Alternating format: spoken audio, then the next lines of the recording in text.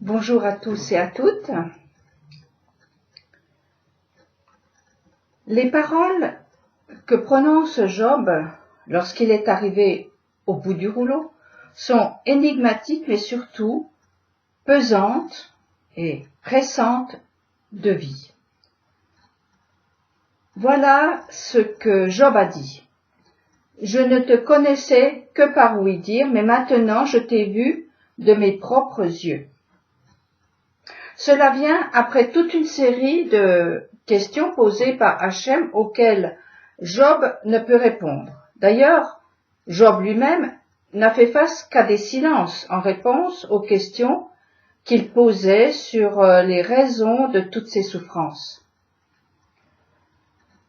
Drôle de face-à-face, où il n'y a que des questions sans réponse, c'est ce que j'appellerais un dialogue de sourds.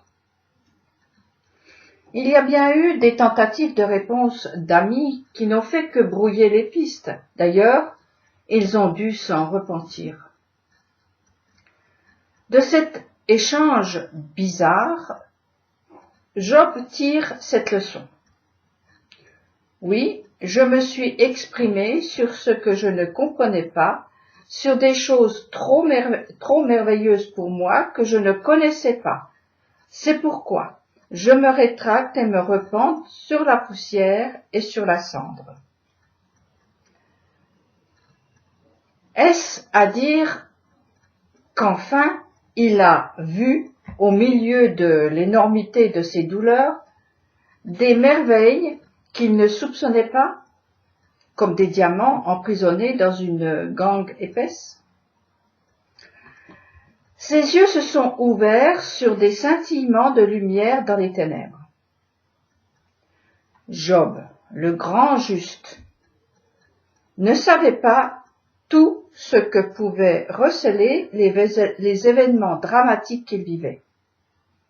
Pourtant, il en savait des choses. Les vivait-il? Dieu seul le sait. Ce n'est qu'en traversant l'incompréhensible et surtout le silence qui s'y rattache qu'il a pu voir un côté de lui-même qu'il ne soupçonnait pas.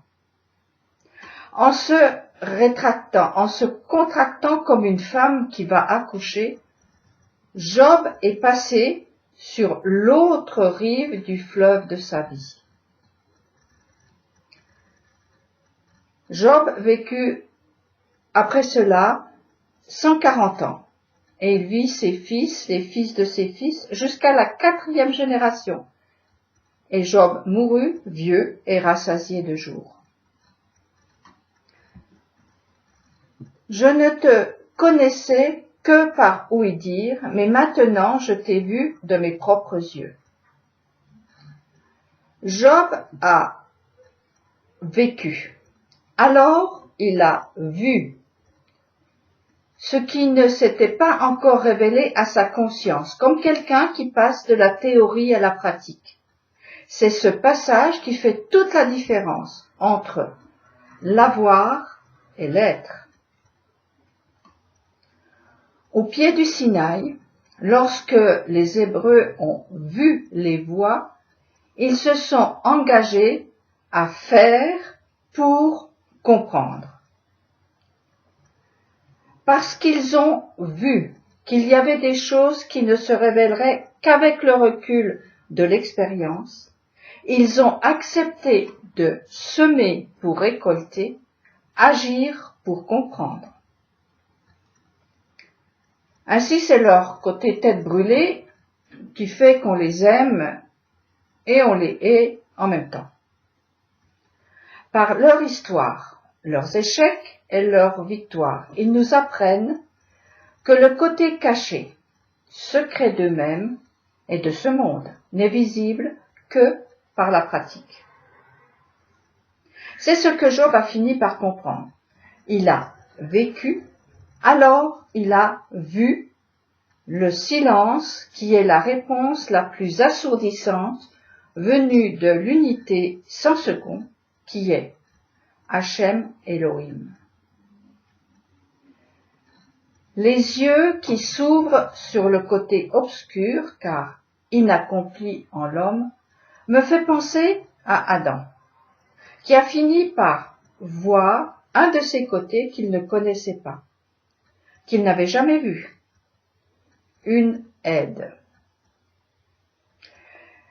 Cette aide est une énigme parce que la traduction du mot hébreu n'a pas d'équivalent pour en exprimer le véritable sens.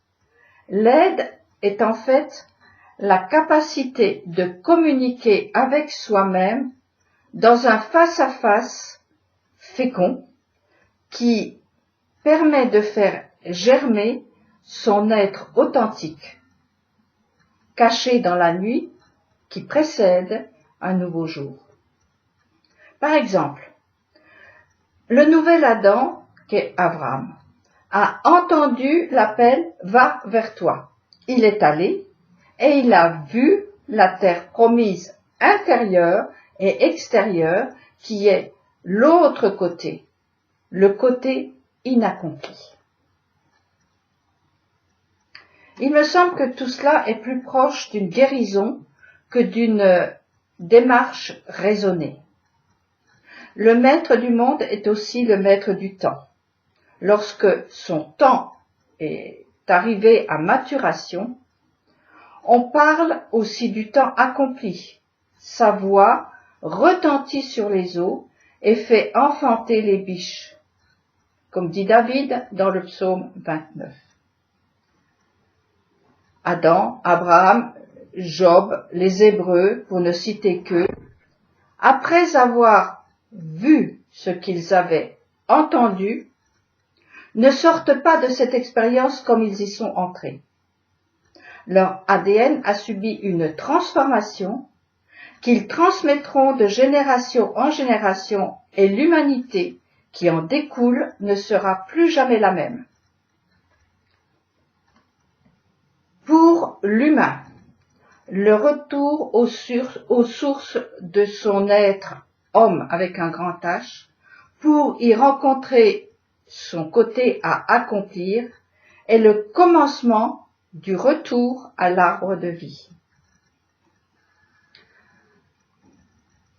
Ce que Job avait à perdre et a perdu, c'est l'illusion du chemin parcouru, l'illusion d'être arrivé dans un sentiment de perfection et de plénitude qui statufie celui ou celle qui s'y croit. Sans un nouveau départ à partir de la source de tout ce qui est, sans ce retour à la Torah d'Israël, qui est l'arbre de vie, et tous les enseignements qui en découlent, nous arrivons à la station nulle part. Et tout ce que nous avons entendu, voire même vécu, n'est qu'illusion.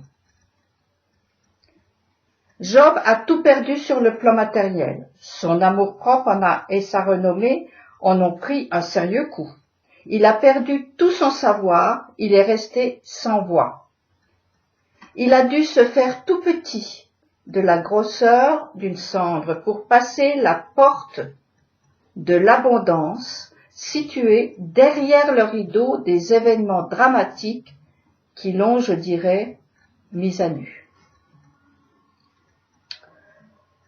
David nous dit, « Car tu ne souhaites pas de sacrifices, je les offrirai volontiers. Tu ne prends point plaisir aux holocaustes. Les sacrifices agréables à Dieu, c'est un esprit contrit, un cœur brisé et abattu. Ô Dieu, tu ne les dédaignes point. » Pour moi, le chemin de Job est initiatique à bien des écarts. Il est comme un livre ouvert sur l'inconscient d'Adam après sa chute, qui doit faire face à sa mémoire. Et le risque, et comme le dit Job, je me suis exprimé sur ce que je ne comprenais pas, sur des choses trop merveilleuses pour moi que je ne connaissais pas. Et pourtant, il faut bien en parler pour les faire venir à la lumière. Juste avant la guérison de sa cécité, Job se retrouve devant les animaux que Adam avait nommés. Adam n'y avait pas trouvé l'aide qui lui permettrait de se construire en tant qu'homme, car l'aide à sa mesure vient de l'intérieur. Mais il ne le savait pas encore. Job va l'apprendre à son tour. Job s'est-il endormi comme Adam? Nous savons que le sommeil est une petite mort. En tous les cas, c'est dans cette mort que Hachem a agi pour Adam, qui a vu. Job, lui, s'est effondré. Et alors, il a vu. Dans les deux cas, c'est une sorte de résurrection qui s'opère. Job, comme Adam, rencontre la vie, sous les traits de Isha, pour Adam, et sous les traits de 3 filles, pour Job. Avram, lui, verra la terre promise, les Hébreux, l'arbre de vie qu'est la Torah. Est-ce à dire que chaque Adam se répare en passant par le chemin de Job? Oui et non. Oui dans le fond, dans son essence, non dans sa forme, qui ne revêt pas forcément un habit aussi dramatique que celui de Job ou d'Adam. Cependant, la perte des illusions, les questions sans réponse, dans un sens comme dans l'autre, la nécessité de faire face à l'incompréhensible, à ses propres trahisons, la volonté d'aller jusqu'au bout, le désir de vivre sont les marqueurs nécessaires pour l'Adam qui veut se relever de ses chutes avec l'aide que Hachem lui donne, qui est sa terre où coule le lait et le miel. Cette terre est celle de Shem, le nom, N-O-M. Là est sertie la lumière transcendante que le serpent a usurpée. Le véritable face-à-face avec soi-même est cette rencontre avec les géants qu'ont vu les espions envoyés par Moïse. Ils ont reculé devant leur gigantisme, dans tous les domaines. Ici, pour Job, il se présente sous les traits du Léviathan, le monstre des eaux, et des Béhémoth, les monstres de la terre, que seul le nom peut vaincre. Tous ces monstres géants, bardés d'illusions, ne sont que des figures du serpent que Adam n'a pas dominé. Alors Job se rend compte de la minceur de son entendu. Il se retire et ferme sa bouche dans une crainte révérencieuse. Et maintenant une question se pose. Est-ce nous qui choisissons ce chemin? Pas vraiment. Nous entrons dans le plan du Créateur ou pas. Nous répondons à un appel de vie ou de mort. Mais notre libre arbitre est entier. Quoique, à vrai dire, je ne sais pas. Bonne méditation à tous.